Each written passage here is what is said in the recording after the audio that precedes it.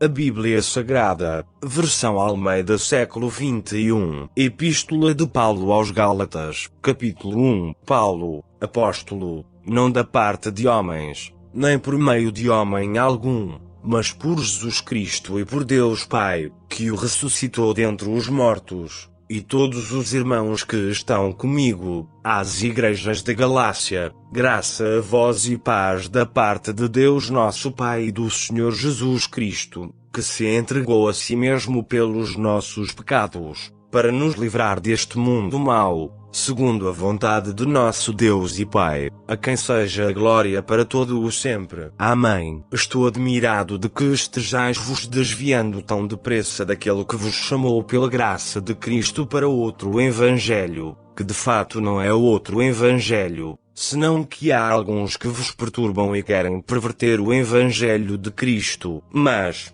ainda que nós mesmos ou um anjo do céu vos pregue um evangelho diferente do que já vos pregamos, seja maldito. Conforme disse antes, digo outra vez agora, se alguém vos pregar um evangelho diferente daquele que já recebestes, seja maldito. Pois, será que eu procuro agora o favor dos homens ou o favor de Deus? Será que procuro agradar a homens? Se estivesse ainda agradando a homens, eu não seria servo de Cristo. Mas, irmãos, quero que saibais que o evangelho por mim anunciado não se baseia nos homens, porque não o recebi de homem algum nem me foi ensinado, mas o recebi por uma revelação de Jesus Cristo. Pois já ouvistes como era o meu procedimento no judaísmo, como eu perseguia violentamente a Igreja de Deus, tentando destruí-la, e no judaísmo eu ultrapassava a muitos da minha idade entre meu povo, sendo extremamente zeloso das tradições de meus antepassados, quando Deus, porém, que desde o ventre de minha mãe me separou e me chamou pela sua graça, se agradou em revelar seu Filho em mim, para que eu o pregasse entre os gentios. Não consultei ninguém, também não subi a Jerusalém para encontrar os que já eram apóstolos antes de mim, mas parti para a Arábia e voltei outra vez para Damasco. Depois de 3 anos, subi a Jerusalém para conhecer Cefas, e passei 15 dias com ele, mas não vi nenhum dos outros apóstolos, a não ser Tiago, irmão do Senhor. Sobre tudo isso que vos escrevo, declaro diante de Deus que não estou mentindo. Depois, fui para as regiões da Síria e da Cilícia. Eu não era conhecido pessoalmente pelas igrejas de Cristo na Judeia, apenas tinham ouvido dizer: aquele que nos perseguia agora prega a fé que antes tentava destruir, e glorificavam a Deus por minha causa. Capítulo 2. Depois de 14 anos, subi outra vez a Jerusalém com Barnabé, levando Tito também comigo. Subi por causa de uma revelação e expus a eles o evangelho que prego entre os gentios, mas em particular aos que pareciam se destacar, para que de algum modo não corresse ou não tivesse corrido inutilmente. Mas nem mesmo Tito, que estava comigo, foi forçado a se circuncidar, embora fosse grego, e isso por causa dos falsos irmãos que haviam se intrometido e secretamente vieram espiar a liberdade que temos em Cristo Jesus, para nos escravizar. Mas nem por um momento cedemos, ou nos submetemos a eles, para que a verdade do Evangelho permanecesse convosco. E aqueles que pareciam ser importantes, ainda que o tenham sido no passado, isso não me importa, pois Deus não considera a aparência humana. Esses, que pareciam ser importantes, nada me acrescentaram. Pelo contrário, viram que o Evangelho da incircuncisão me havia sido confiado,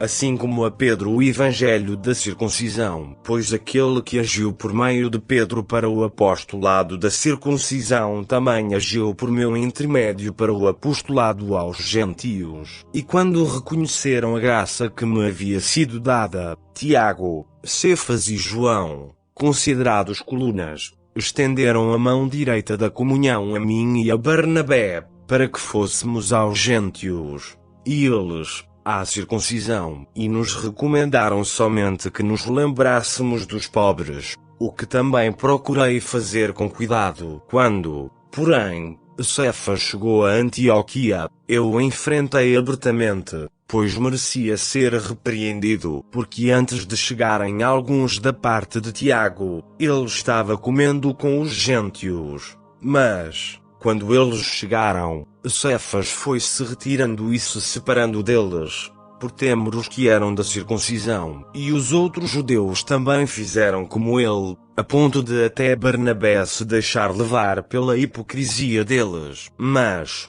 quando vi que não agiam corretamente, conforme a verdade do Evangelho, disse a Cefas na frente de todos: se tu, sendo judeu, vives como os gentios, e não como os judeus, porque obrigas os gentios a viver como os judeus, nós, judeus por natureza e não pecadores dentre os gentios, sabemos, contudo, que o homem não é justificado pelas obras da lei, mas pela fé em Jesus Cristo. Nós também temos crido em Cristo Jesus, para sermos justificados pela fé em Cristo e não pelas obras da lei, pois ninguém será justificado pelas obras da lei. Mas se, procurando ser justificados em Cristo, nós mesmos também fomos encontrados pecadores, seria por acaso Cristo ministro do pecado? De modo nenhum. Ora, se reconstruo aquilo que destruí, demonstro que sou transgressor, pois, pela lei, eu morri para a lei, a fim de viver para Deus. Já estou crucificado com Cristo, portanto, não sou mais eu quem vive, mas é Cristo quem vive em mim. E essa vida que vivo agora no corpo, vivo pela fé no Filho de Deus, que me amou e se entregou por mim. Assim, não cancelo a graça de Deus, pois, se a justiça vem por meio da lei, então Cristo morreu inutilmente. Capítulo 3. Ó Gálatas insensatos, quem vos seduziu? Não foi diante de vós que Jesus Cristo foi exposto como crucificado? É só isto que quero saber de vós. Foi pelas obras da lei que recebestes o Espírito, ou pela fé naquilo que ouvistes? Sois tão insensatos assim, a ponto de, tendo começado pelo Espírito, estar agora vos aperfeiçoando pela carne? Será que sofrestes tanto por nada? Se é que isso foi por nada, aquele que vos dá o Espírito, e que realiza milagres entre vós,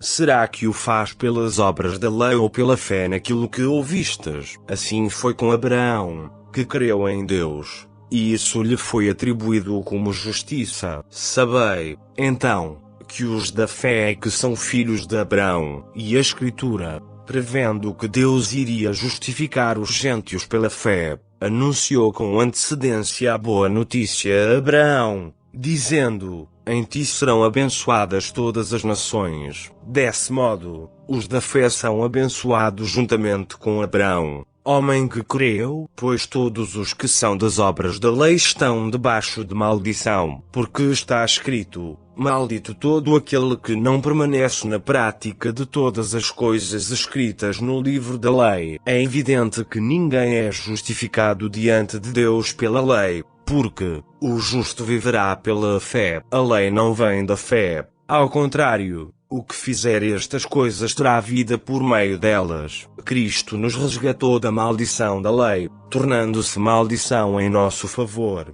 pois está escrito: maldito todo aquele que for pendurado em um madeiro. Isso aconteceu para que a bênção de Abraão chegasse aos gentios em Jesus Cristo, a fim de que recebêssemos a promessa do Espírito pela fé. Irmãos, eu vos falarei em termos humanos. Embora feito por um homem, ninguém anula um testamento já validado, nem lhe acrescenta coisa alguma. Assim, as promessas foram feitas a Abraão e a seu descendente. A Escritura não o diz: e a teus descendentes, como se falasse de muitos, mas como quem se refere a um só, e a teu descendente, que é Cristo. E eu afirmo: a lei, que veio 430 anos mais tarde, não anula o testamento antes validado por Deus, cancelando a promessa, pois se a herança provém da lei, já não provém mais da promessa, mas foi pela promessa que Deus a concedeu gratuitamente a Abraão. Então, para que serve a lei? Ela foi acrescentada por causa das transgressões,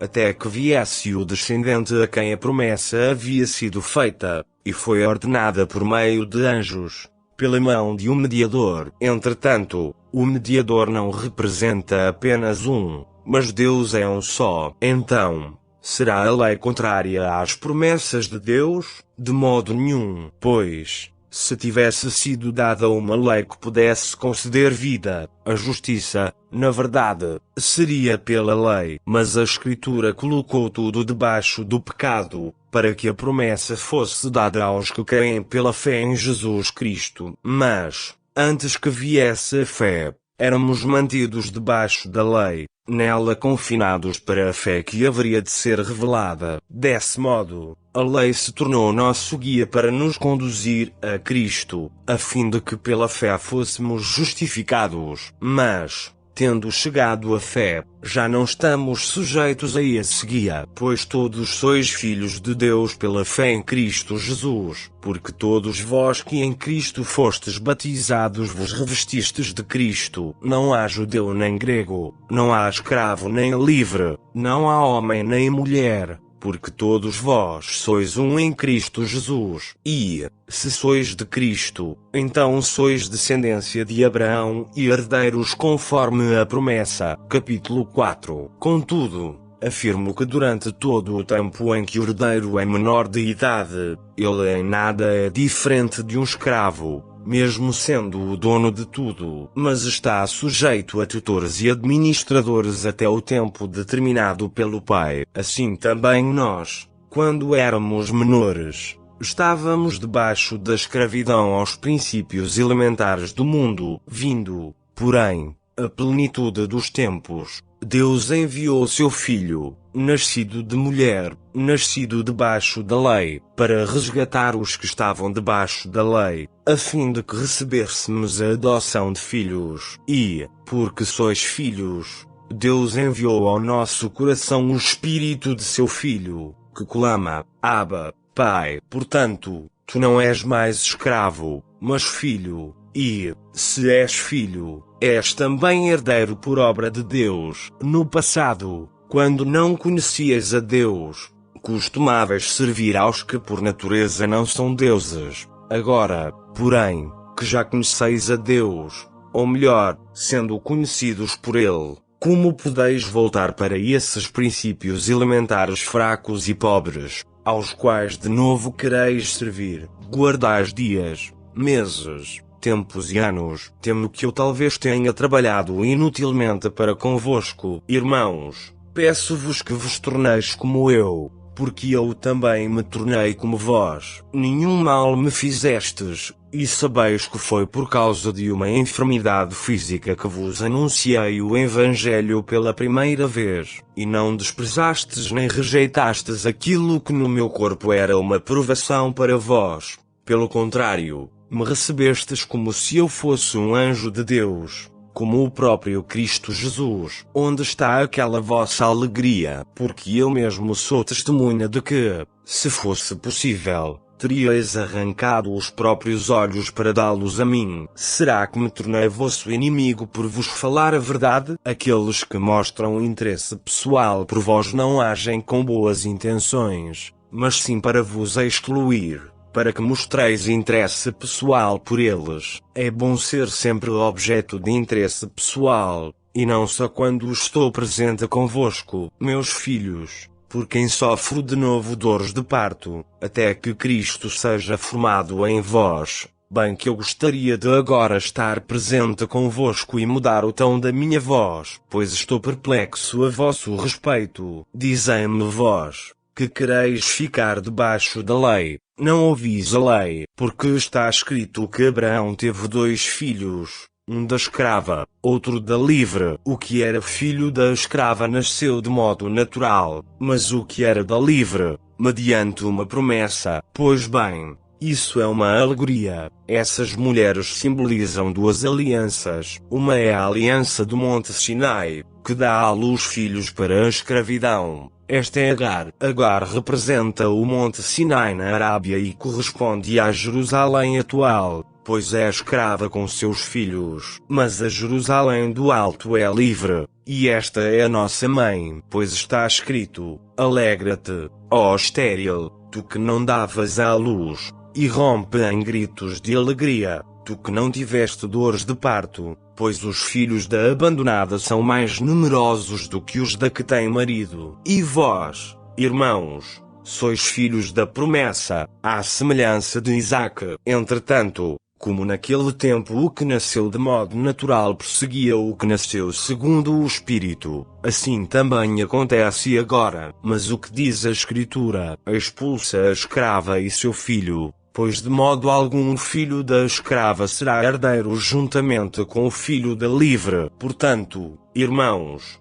não somos filhos da escrava, mas da livre. Capítulo 5. Para a liberdade foi que Cristo nos libertou. Portanto, permanecei firmes e não vos sujeiteis novamente a um jugo de escravidão. Eu, Paulo, vos declaro que Cristo de nada vos servirá, se vos deixardes circuncidar. E outra vez declaro solenemente a todo homem que se deixa circuncidar que ele fica obrigado a cumprir toda a lei. Vós, que vos justificais pela lei, estáis separados de Cristo, caístes da graça. Mas nós, pelo Espírito mediante a fé, aguardamos a justiça que é a nossa esperança, porque em Cristo Jesus nem a circuncisão nem a incircuncisão valem coisa alguma, mas sim a fé que atua pelo amor. Corrieis bem. Quem vos impediu de obedecer à verdade? Quem vos convenceu a agir assim não vem daquele que vos chama? Com um pouco de fermento toda a massa fica fermentada. Quanto a vós,